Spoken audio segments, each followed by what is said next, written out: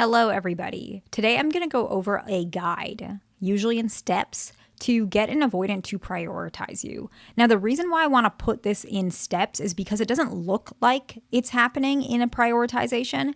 However, it is. It just looks a little bit different because avoidant individuals are very defensive originally within the relationship, which is why we're going to do it in steps based on how the relationship progresses. But if this is done where both individuals are curating a more secure connection with each other as well as trying to heal, this is pretty foolproof that you will start seeing your partner prioritize you, your avoidant partner. And so let's first talk about the early defensiveness in the relationship as well as the identity that is clashing with the avoidant individual.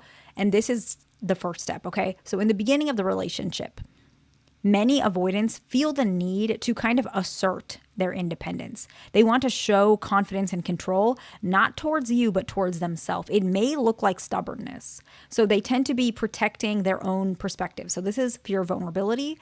They may want to avoid being submissive towards a partner, regardless of gender, particularly because they're afraid that this will be taken advantage for later on. They'll be manipulated, they'll be controlled, they'll be suffocated. So they want to they basically struggle with being compliant. And they tend to test compatibility. They tend to hold firm for their own views and routines and boundaries to see if you're willing to understand or meet them where they're coming from, right? And I make a lot of videos on avoidance testing you, but you'll see this early in the relationship particularly. And so when you're seeing this, the individual is not prioritizing you yet. However, what a lot of people get kind of tripped up on or struggle with is they think the avoidant individual is going to continue to be this way. And so what ends up happening is you try and fight them on these behaviors, which ends up them pulling away even more. And then you're no longer prioritized. In fact, you're on the bottom of the list to the point where they may actually end up leaving, or you may leave because they're not changing. And so a lot of people get stuck in this pattern a lot longer than it could be because you're believing that they're going to continue to assert their independence. They're going to continue to try to control the situation and maneuver ways to which they're the one being less vulnerable, because that's how you see it in the beginning.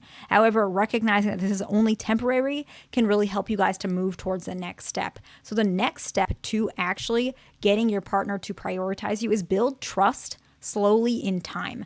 I make a lot of videos on this, so I'm not going to go too detailed, but basically the best way to do it is to understand that your partner is coming from a place that was prior to this relationship. So trying not to take things personally, being slow to understanding or pushing your own expectations on them. You can still do that, but just be slow to understanding where they're coming from, adjusting your expectations accordingly, expecting adjustments along the way slowly on their part, reassuring what they need to hear, which basically is acknowledgement.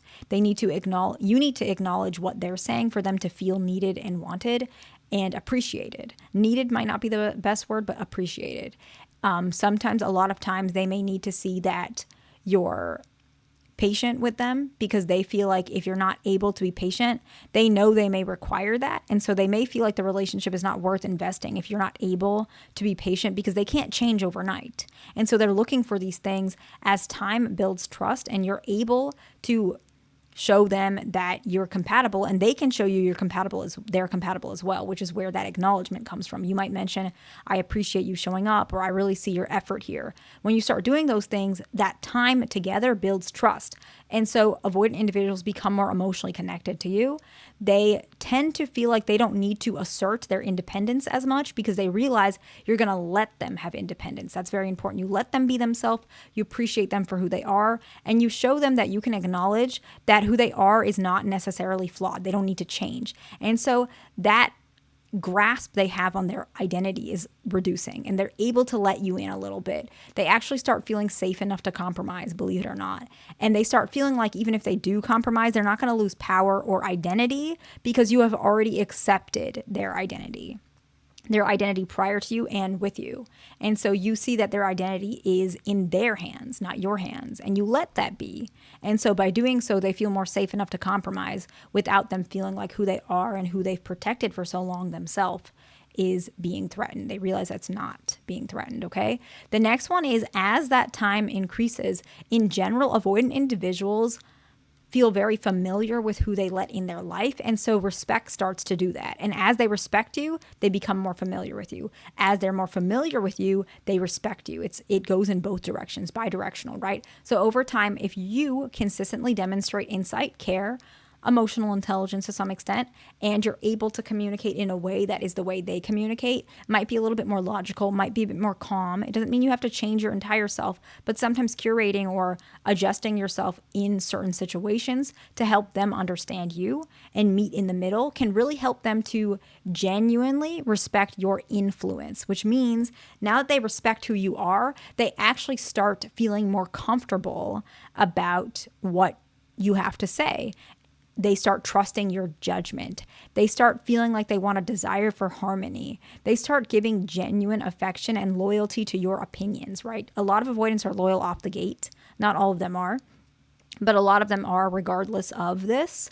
But when I mean loyalty, this particular case, I'm talking about loyal to your opinions, which means they're actually more comfortable guarding the safety of the relationship you have. They don't want to rock the boat anymore.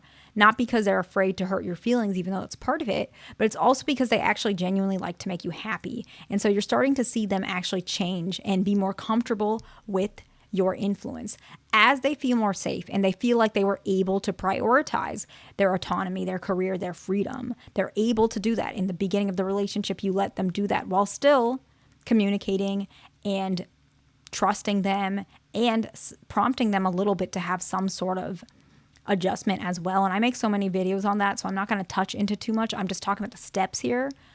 They were allowed to do that. They were allowed to be autonomous. So as the relationship matures, they actually start to recognize they can value the stability, the connection, the teamwork, the life together that you guys have without realizing. They realize that that doesn't mean they will sacrifice their autonomy, their career, their freedom. They're able to have all of that together. And so now, actually, you're starting to see that their priorities actually start shifting.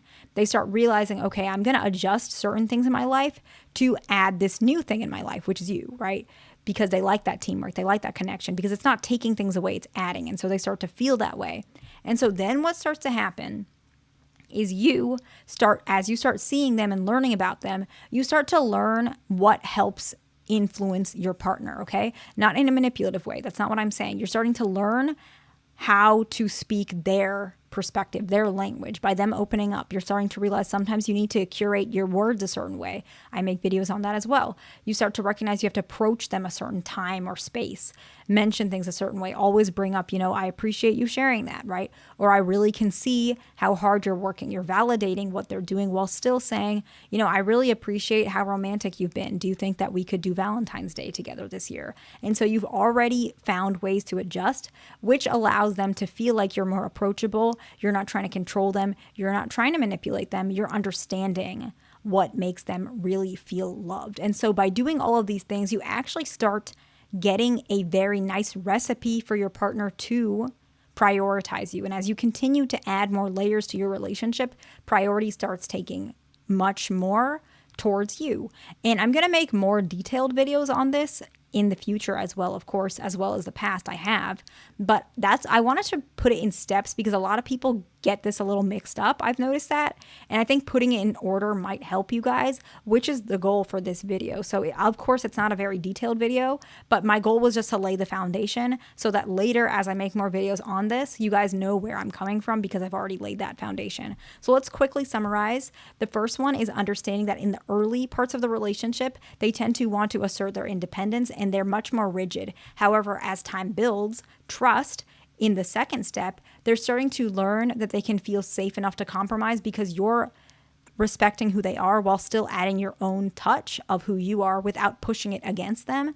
And the third one is respect and being familiar with you works in bi-directional. They start to respect your influence while also understanding that your insight, care, emotional intelligence adds value to their life. So now respect is equaling familiar. So as you guys are together longer, they respect you more. As they respect you more, they want to stay longer, okay? And they trust your judgment. They want to have more harmony. The second and last one is as this starts happening, their life priorities shift because they know that they can be autonomous or independent they realize they can start sacrificing a little bit. Doesn't mean they're going to throw away their whole identity for the relationship, because it's valuable as well. And the last one is you start learning what communication style is best for your partner, to which they start leaning even more into prioritizing you, okay? I hope this video is helpful to somebody. Please like, subscribe. I'll see you in the next one.